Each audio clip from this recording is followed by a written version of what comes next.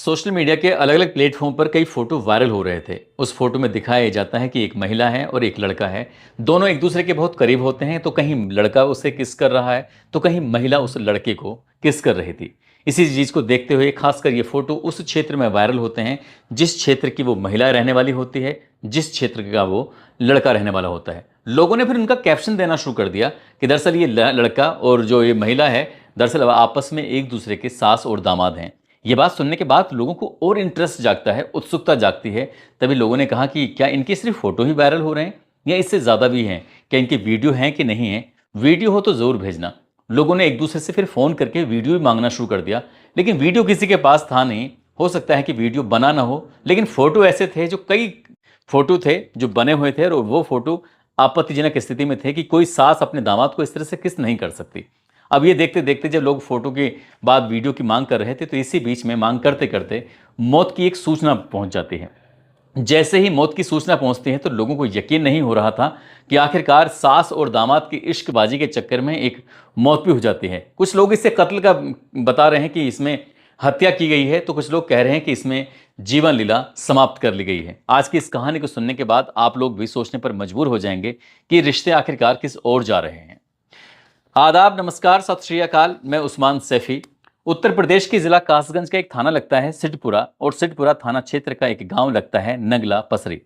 ये बात है 5 अक्टूबर 2025 की शाम, लगभग 6-7 बजे के आसपास का वक्त हो रहा था। इसी जिले का यानी कासगंज जिले का एक थाना लगता है गज डुंडवारा, और इसका गांव लगता है अकबर नगर। यहां पर एक सूचना पहुंचती है कि तुम्हारी बेटी की मौत हो गई है। थोड़ी देर बाद फोन पहुंचता है कि तुम्हारी बेटी की हत्या कर दी गई है। एक तरफ हत्या की सूचना पहुंचती है, एक तरफ मौत की सूचना पहुंचती है। घर वालों को जैसे ये खबर लगती है, वो दौड़ते हुए मौके पर पहुंचते हैं। यहां आने के बाद देखते क्या है कि उनकी 21 साल की एक बेटी है, उसकी लाश चारपाई पर पड़ी हुई है। इसके बाद फिर घर वालों ने रोते बिलखते हुए रात के 8 बजे के आसपास पुलिस को सूचना दी। नजदीकी पुलिस स्टेशन यानी कि सिद्धपुरा में ये सूचना पहुंच जाती है, और जैसी पुलिस को सूचना मिलती है, पुलिस भी मौके पर आ जाती है। आखिरकार उस लाश को कब्जे में लिया जाता है, और कब्जे में लेने के बाद पोस्टमार्टम के लिए भेजा जाता है। परिवार वालों ने एक तहरीर दी थी, और तहरीर में कहा था कि जो उसके शिवानी है, शिवानी के सास, ससुर, देवर और उसके पति ने इसकी मिलकर हत्या की है। अक्सर दहेज मांगा करते थे। एक तरफ तो ये तहरीर दी जाती है, पुलिस मामले की तहरीर के आधार पर एफआईआर दर्ज कर लेती है। अब रात ज़्यादा हो चुकी थी, इसलिए उस लाश का पोस्टमार्टम कराना था, ताकि ये पता चल सके कि आखिरकार मरने का कारण क्या है, कैसे उसकी मौत हुई है। यही मौत का कारण जानने के लिए अब घर वाले, परिवार वाले, रिश्तेदार, तमाम लोग थे जो पोस्टमार्टम हाउस पर इंतजार कर रहे थे कि कब डॉक्टर आएंगे और कब पोस्टमार्टम होगा। उस रात तो पोस्टमार्टम होता नहीं, लेकिन अगले दिन, ये तारीख है 6 अक्टूबर 2025 को, आखिरकार पोस्टमार्टम जब डॉक्टर करने वाले होते हैं, इससे पहले ही कि पोस्टमार्टम होता, वहाँ पर जो इस महिला है यानी कि शिवानी है, उसके ससुराल वाले भी एक दो जने आ जाते हैं। और जैसे आते हैं, खासकर उसकी सास आती है जिसका नाम नारायण देवी होता है। नारायण देवी जब आती है तो उसको यहाँ से धकियाया जाता है, गुस्सा किया जाता है, उसके साथ गाली गलौज की जाती है। उससे कहा जाता है कि तुम यहाँ मत रहो, यहाँ रहोगे तो तुम्हारे साथ सही नहीं होगा। लेकिन उसने कहा, मैं अपनी बहू के पास ही रहूंगी। अब तुम चाहे मुझे कुछ भी कहो या मारो पीटो, लेकिन वो यहाँ से किसी भी कीमत पर नहीं जाने वाली। शिवानी के मायके वाले आरोप लगा रहे थे कि ससुराल वालों ने उसकी हत्या कर दी है, लेकिन नारायण देवी ने जो आरोप लगाया, उस आरोप को सुनने के बाद यहाँ जितने भी आसपास के लोग थे, उनके पैरों तले जमीन खिसक जाती है। लोग सोचने पर मजबूर हो जाते हैं, कहते हैं कि ये सच नहीं हो सकता। दरअसल जिस तरह का आरोप लगाया जाता है, वो कहानी सुनाती है कि साल 2018 की बात है। साल 2018 में शिवानी नाम की इस लड़की की प्रमोद से शादी होती है, और जो प्रमोद से शादी होती है, धूमधाम से शादी हुई थी, सब कुछ बढ़िया चल रहा था। उस वक्त प्रमोद दिल्ली में रहकर नौकरी करता था, और इन्होंने लड़के को पसंद कर लिया, सब कुछ ठीक था। वो जब जब दिल्ली से आता था, अपने घर कम और अपने ससुराल में ज़्यादा जाया करता था। ऐसे करते करते जब घर वाले पूछते भी थे कि तुम ससुराल में रहते हो, जबकि तुम्हारी पत्नी है वो हमारे पास रहती है, तो तुम ससुराल में क्यों ज़्यादा जाते हो? तब तक तो घर वालों को, परिवार वालों को, रिश्तेदारों को, किसी को भी ये एहसास नहीं था।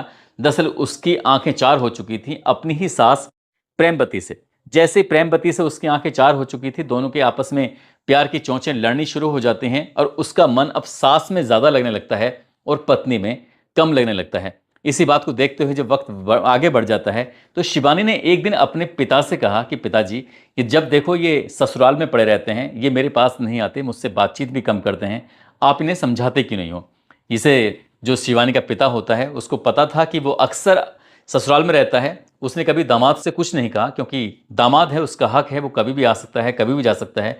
लेकिन एक दिन उसने अपनी ही पत्नी को अपने दामाद के साथ आपत्तिजनक स्थिति में देख लिया था।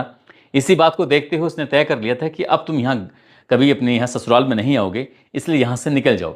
जब इस तरह के आरोप ये बताए जाते हैं, इस तरह की बात जब सोशल मीडिया पर चलने लगती है कि जब ससुर ने देखा तो उसने ऐतराज़ किया। जब ऐतराज़ किया तो दामाद से उसने कहा कि अब तुम यहाँ नहीं आओगे।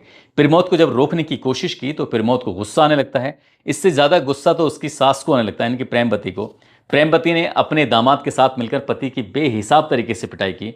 उसने कहा कि ये तो हर हाल में आएगा, लेकिन तुम्हें यहाँ से घर से निकलना होगा। इस तरह की बातें थी। आसपास के लोगों ने जब शोर शराबा सुना तो आखिरकार इस मामले में बीच बचाव करते हैं। दामाद और सास से आखिरकार उस व्यक्ति को बचाते हैं। जब बच जाता है तब उसकी हिम्मत नहीं होती कि वो अपनी पत्नी का, अपने दामाद का विरोध कर सके। वक्त आगे ऐसे बढ़ने लगता है और कब 5-6 साल बीत जाते हैं किसी को पता ही नहीं चलता। लेकिन हद तब हो जाती है जब सास के और दामाद के जो फोटो होते हैं वो अलग अलग कई फोटो थे।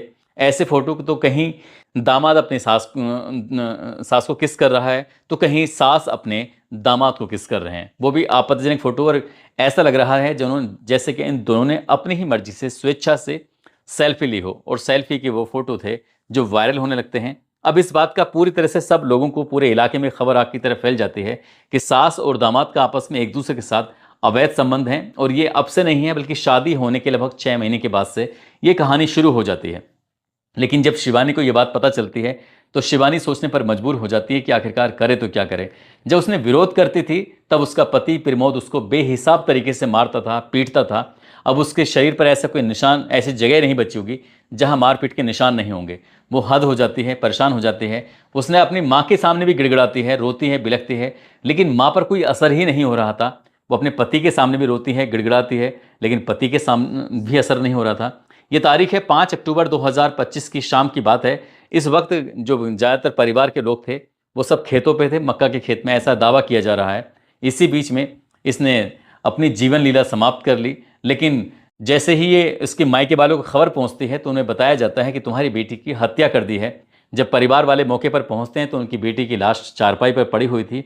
उन्होंने थाने में जाकर तहरीर दी कि हमारे बेटी की हत्या की गई है। जब पुलिस ने उस दामाद यानी कि प्रमोद को पकड़ने की कोशिश की तो प्रमोद वहां से भाग जाता है, पुलिस के हाथ नहीं लगता। अब पुलिस इस मामले की जांच पड़ताल कर रही है। लेकिन एएसपी सुशील कुमार ये कहते हैं कि ये पुलिस को सूचना मिली थी और ये जो लाश है एक फंदे पर लटकी मिली थी। फिलहाल पुलिस इस मामले की जांच पड़ताल में जुटी हुई है। यदि हत्या की बात है तो किसी भी कीमत पर इस व्यक्ति को बख्शा नहीं जाएगा जिसका नाम प्रमोद है। लेकिन प्रमोद की और उसकी सास प्रेमवती की जो प्रेम कहानी है वो सोशल मीडिया पर बहुत ज़्यादा वायरल होनी शुरू हो जाती है। ठीक वैसे ही जैसे कि अलीगढ़ से 17 किलोमीटर दूर एक थाना लगता है मंडराग, और मंडराग थाना क्षेत्र का गांव लगता है मनोहरपुर कायस। यहाँ की रहने वाली एक लड़की होती है, उस लड़की का नाम भी शिवानी होता है। और दादो थाना क्षेत्र का गांव लगता है मछरिया, यहाँ का रहने वाला एक लड़का होता है राहुल। इन दोनों की शादी तय हो जाती है और शादी तय होती है 6 अप्रैल 2025 को। बारात आनी थी इस गांव में, जिसका गांव का नाम होता है मनोहरपुर कायस। पूरी तैयारी हो चुकी थी, खरीदारी हो चुकी थी, सब कुछ हो चुका था। लेकिन इसी बीच में ये जानकारी मिलती है कि 6 अप्रैल 2025 को ये घर से भाग जाते हैं। शादी होनी थी 16 अप्रैल 2025 को। शादी से ठीक 10 दिन पहले जब मौका मिलता है तो सास और दामाद यहाँ से भाग जाते हैं। और भागकर कभी कासगंज, कभी बरेली, तो कभी नेपाल के बॉर्डर पर, कहीं उधर आसपास के उस इलाके में घूम रहे थे, टहल रहे थे। और ये दोनों आपस में एक दूसरे के साथ प्यार की पीके बढ़ा रहे थे। लगभग 10 दिनों में इन्होंने 2826 किलोमीटर का सफर तय किया था। और ये कहानी भी सोशल मीडिया पर बहुत तेजी के साथ वायरल हो जाती है। लोगों को यकीन नहीं हो रहा था, बड़े अशरत में पड़ जाते हैं कि शादी से महज 10 दिन पहले ही 6 अप्रैल 2025 को सास अपने दामाद को लेकर फुर हो जाती है। जब ये इसके बाद पुलिस ने इन्हें तलाश किया, तलाश करने के बाद इन्हें जब पुलिस लेके आती है तो क्योंकि दोनों बालिग होते हैं और बालिग होने की वजह से ये फैसला करते हैं, तय करते हैं कि वो एक दूसरे के साथ रहेंगे। उसके बाद ये बताया जाता है कि दोनों अलीगढ़ छोड़कर सीधे पहुंच जाते हैं गुजरात के किसी इलाके में, और वहीं रहकर ये नौकरी भी करते हैं और वहीं रह के अपनी ज़िंदगी की गुजर बसर कर रहे हैं। जब हम इस कहानी को सुना रहे हैं अक्टूबर 2025 में, उस वक्त ये इन दोनों के बारे में ऐसी कोई सूचना नहीं मिली है, क्योंकि प्यार कभी कभी ऐसा होता है कि जो बेमेल जोड़ियाँ होती हैं वो ज़्यादा दिन चल नहीं पाती हैं। इसलिए सास और दामाद के बारे में अभी तक कोई ऐसी खबर नहीं है कि वो अलग हो गए हैं या कोई वैसी बात है। हालांकि उनकी एक होने की खबर अभी भी है। साथ ही जो शिवानी की मौत हुई है, शिवानी की मौत के बाद जो दो बच्चे हैं, एक बच्चा 2.5 साल का है और दूसरा बच्चा है लगभग 6 महीने का, दोनों ही बेटियां हैं। उन दोनों की परवरिश कैसे होगी, सहज ही अंदाज़ा लगाया जा सकता है कि दोनों, जब माँ ही नहीं है, बिना माँ के बच्चे की परवरिश कैसे होती है। और वो सही से ना पढ़ पाते हैं, ना समाज में उन्हें वो दर्जा मिल पाता है, और वो हमेशा परेशान ही रहते हैं। इसलिए यहाँ पर सास ने और दामाद ने जिस तरह का कृत्य किया है, वो वाकई अपने आप में सोचने वाली बात है। कहते हैं कि कलयुग में ये सब कुछ आसान है। अब आजकल इस तरह की खबरें आना एक नॉर्मल सी बात है। दोस्तों, इस पूरे घटनाक्रम को सुनाने का उद्देश्य किसी को परेशान करना नहीं है, किसी का दिल दुखाना नहीं है, बल्कि आपको जागरूक करना है, आपको सचेत करना है। और जाते जाते, ये कटनी मध्य प्रदेश के रहने वाले हैं कैफ आलम, बरेली से हैं मोहम्मद नदीम और जियान। आज इनका जन्मदिन है, इनको जन्मदिन की ढेरों सारी शुभकामनाएं, बहुत बहुत मुबारकबाद। कुछ लोगों ने नाम लेने की अपील की है, जिसमें नीतू चौधरी हैं, शहनवाज मलिक, लुकमान राव सहारनपुर से हैं, रिफाकत खान शामली से, फिरोज सैयद औरंगाबाद से, फजलू अंसारी मेरठ से, संगीता विशाल पांडे, मोहम्मद अरबाज, संदीप सिंह गोरखपुर से, डॉक्टर नीतीश यादव, अर्चना राजभर, शानिस मुदगल, अब्दुल रहमान, साबिर राजपूत, तारा